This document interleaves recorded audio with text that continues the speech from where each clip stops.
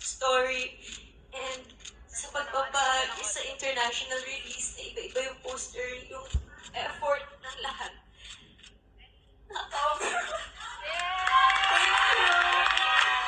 Thank you so much. Yung pwede naman isang poster na lang, di ba? Pero iba-iba, bawat bansa. Tapos yung nakasulat pa na hindi ko naiintindihan kasi siguro naiyak ako. Pero, thank you so much. Thank you. At thank you din sa'yo nangyari to. Paano mo yung Star Cinema, salamat. I'm honestly very excited and medyo gulat rin dahil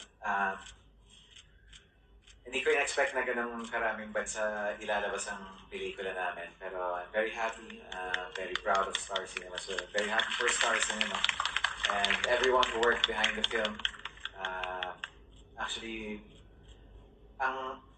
sa akin kasi kapag nakakaisip ako ng pelikulang ginagawa ko, hindi ko naaalala yung performance ko o yung ganda ng cinematography. Naalala ko lagi ang lahat ng taong nagtatrabaho sa likod ng pelikula.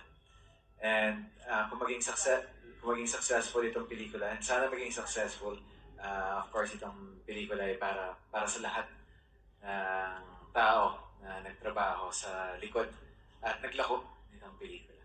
So, para sa inyo. You guys worked so hard for this